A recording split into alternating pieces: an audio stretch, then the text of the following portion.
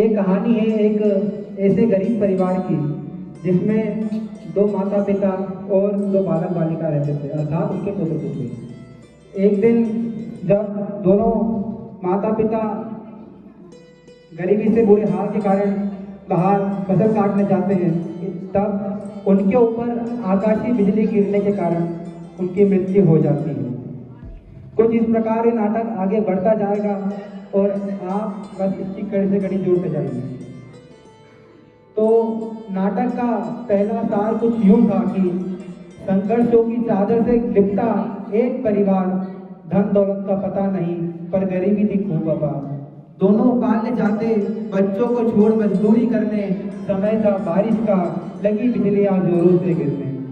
एक धरा चंचला की जब गिर पड़ी उन दोनों पर, राम निवासी वो हो गए उस धरा पड़े रहकर, उस धरा पड़े रहकर। अब जो पहला दृश्य आपके सामने आने वाला है वो इनके मृत्यु के बाद का है। पापा, मम्मी, कहाँ हो? पापा, मम्मी, कहाँ हो? पापा, मम्मी, कहाँ हो? पापा, मम्मी, कहाँ हो? भाई भाई मम्मी का तो मिले। बेटा मायूस क्यों बैठे? हो गया? मम्मी पापा नहीं मिले? बेटा वो मेरे खेत में मजदूरी करने हैं। कल रात को उनकी बिजली गिरने के कारण वो राम निवासी को। तुम मेरे साथ चलो बेटा।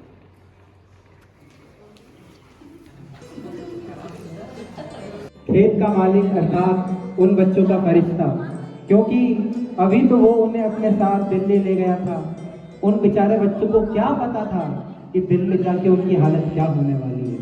वो तो बस हंसी खुशी उछलते कूदते चले गए, बोले कि हमारे माता पिता तो नहीं रहे, अब हमारा पालनहार ये खेत मालिक ही है। तो सुनिएगा इसके बाद का तरह कुछ यूं आया था कि हाथ थाम रखा था दोनों भाई बहन ने, खिलखिलाकर जब आए रात को, धक्का तो तब लग गया उस कमजोर दिल में जब अकेले पड़ गए दोनों उस अंधियारी रात को। फिर आया एक फरिश्ता उन दोनों के धाम, टूट गए वो दोनों जब सुना वो दुखद पैगाम। जब आया वो फरिश्ता जो संग ले गया उनको, थोड़े समय की खुशियां थी वो रद्दी के मोल दे गया उनको। अनजान वो इस बाहरी दुनिया से संघर्ष कर रहे थे जीवन में, क्या पता था उनको उजड़ जाएगी जिंदगी उनकी इन दो पल में, उजड़ जाएगी जिंदगी इनकी दो पल में। अब आगे का दृश्य लोग आपके सामने प्रस्तुत करने जा रहा हूँ, तो देखिए। दादाजी मेरी आज की कमाई कितने? 300 रुपये। दादाजी छोड़िए छोड़िए, मैं आपकी बेटी। अरे अरे आज बालिका जब वो नन्ही सी अपना काम करके आती है, रोज की तरह कमाई अपनी मालिक को दे आती है। क्या पता था उसको कि मालिक कुछ और मांग लेगा। जा रही थी वो चुपचाप, वो उसे कहाँ पता था कि उसका पल्लू थाम लेगा। खींच लिया उसने पल्लू को, अरे पल्लू नहीं वो उसकी शान है। अब क्या बताती वो किसी को कि घर के मालिक ने ले ली उसकी शान है। बस बोल ना सकती कुछ वो, बस चुपचाप सब कुछ रह गई। वो भावना जो आनी थी मन के बाहर, वो मन के। मेरे भाइयों और बहनों, आप सभी को मेरा नमस्कार। मैं एमएलए विधानसभा का एमएलए आशीष नेता। मैं आपके लिए एक नई योजना लेकर आया हूँ। हमने और हमारी सरकार ने एक नई योजना नियुक्त की है जिसमें महिला या बालिकाओं अपनी किसी भी प्रकार की समस्या साझा कर सकती है, जिसके लिए हमने एक महिला पुलिस को नियुक्त किया है। वहाँ पर कोई भी महिला या बालिका वहाँ पर जाकर उनकी मदद मांग सकती है और वो महिला पुलिस उनकी मदद पूर्ण तरीके से। क्या था सुनकर ये दास्तान राजा की, वो आशा की किरण थाम लेती है, जाती है अधिकारी के पास वो, पर न जाने क्यों वो बांध लेती है। हिचकिचाती होगी वो कहने में शायद कि कैसे मैं अपनी लाज बताऊं मैं, हो रहा है जो आज मेरे साथ, वो आकर कैसे तुम्हें सुनाऊं। अब वो बालिका उस पुलिस अफसर के पास आती है और उसे अपने साथ हुई एक दास्तान बताती है। क्या हुआ बेटा? आओ मेरे पास। क्या हुआ तुम्हें? कुछ नहीं। कुछ तो हुआ है, बताओ मुझे, मैं तुम्हारी मदद करूंगी। अब क्या था, बालिका ने एक अपनेपन का मोह रखकर पुलिस को सब कुछ बता दिया और वो पुलिस उसकी मदद करने के लिए तैयार हो गई, क्योंकि नेताजी ने कहा था कि बालिका को हर तरह का सशक्तिकरण मिलेगा। तो पुलिस को तो ये करना ही था, क्योंकि आखिर वो भी एक नारी थी और एक नारी नारी के सम्मान के लिए कुछ भी कर सकती है। एक नंबर चल रही राजनीति, अगले महीने चुनाव है अपना नया। आप भरत प्रसाद, जी आप एक बालिका के अपराधी हैं। जी नहीं, मैंने कोई अपराध नहीं किया है। आप दंडाधिकारी हैं, इन्हें अरेस्ट कीजिए। अरेस्ट क्यों, मैंने क्या किया है? क्या किया है मैंने? आशीष बचा ले। उसका कुछ ही वही कि जो हमारा इधर मालिक था, इनका अपने दोस्त से कुछ प्यारा सा ही गठबंधन था। दोनों की दोस्ती इतनी अच्छी थी कि अब वो दोस्ती में कुछ भी कर जाते थे। तब सुनिएगा आगे कुछ वो लिखा था मैंने। अब जाती है पुलिस मालिक के पास, धरने उसको रंगे हाथ, पर मालिक भी कुछ कम नहीं था। वो बताता है अपने नेता दोस्त को सारी बात। फिर क्या था, बढ़ता चला गया भ्रष्टाचार, बढ़ने लगी आगे बात, चलते चलते पहुंच गई वो जिला प्रशासन के पास, वो जिला प्रशासन के पास।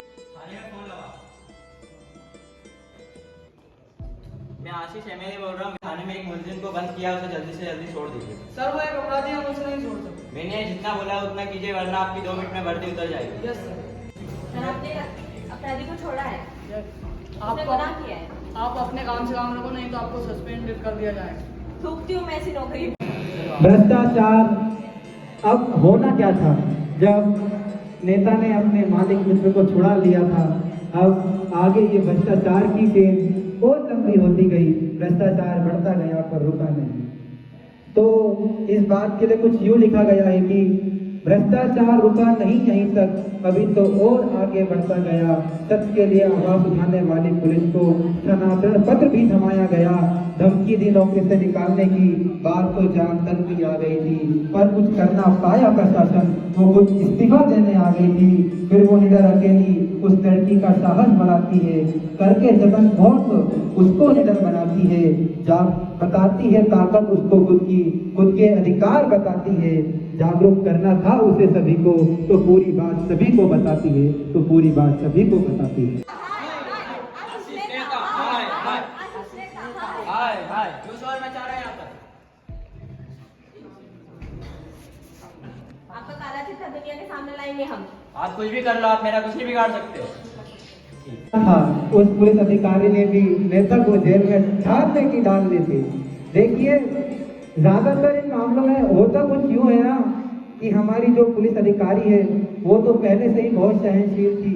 एक महिला के प्रति जो प्रेम और जो समर्पण आपको इस नाटक में दिखाया जाएगा, उस पे एक बार जरा गौर करिएगा कि हुआ कुछ यूं था। एक दिन आया ऐसा जब सत्ता की नींव भी हिलने लगा सत्ता का अधिकारी गिरने पैरों में। जब सत्ता उसकी गिरने लगी, वो मुख्य प्रशासन का चेला भी अब सिर पकड़ कर रोता है। जब गठबंधन लोगों का उससे खिलाफ खड़ा होता है, मालिक भी कहाँ तक बचता, उसे भी एक दिन आना ही था। अब तो करोटी पहली ही थी, अभी तो उसे गिराने की आग में जलना भी था। ताकत तो थी उनके आंदोलन में ऐसी ही कुछ, कोई अपनी कसूरी नहीं छोड़ देता। बात तो थी संगठन में और समाज में कुछ ऐसी कि न जाने बड़े बड़ों का दम तोड़ देता, न जाने बड़े बड़ों का दम तोड़ देता। मुझे माफ कर दीजिए, मुझसे बहुत बड़ी गलती हो गई है। यहाँ न कर यहीं पे रद्द कर दीजिए, वरना मेरी सरकार गिर जाएगी। यह आपका मुझे आपके हवाले करता हूँ। अब क्या था, नेता आप था अपने रंग, क्योंकि सुना तो आपने होगा कि जान बत्ती सौ लाखों का लौट के बुद्धू घर को आए। बस ऐसा ही कुछ नेता के साथ हुआ था। उसे तो अपनी सत्ता बचाने के लिए अपने मालिक मित्र को पुलिस को गिरफ्तार करवाना पड़ा, उसके लिए वो भी वाजिब था। अब इस तरह हमारे नाटक का समापन होता है। इस नाटक के जरिए हम आपको बताना चाहते हैं कि समाज में नारियों की अभी स्थिति क्या है। अभी समाज में जो नेताओं और जितने भी बड़े बड़े पदाधिकारी हैं, उनके खिलाफ हमें क्या एक्शन लेना चाहिए, उनके रिश्वतखोरी को बंद कराना चाहिए, उनके खिलाफ एक ऐसा समूह, एक ऐसा दल खड़ा करना चाहिए जो कि इन रिश्वतखोरों को रोके और ऐसे नेताओं को पनपने से रोके, क्योंकि आपका वोट आपके हाथों में है। आप अपना नेता खुद चुने, अच्छे से देख कर चुने, परख कर चुने और नेता की एक एक खामी निकाले।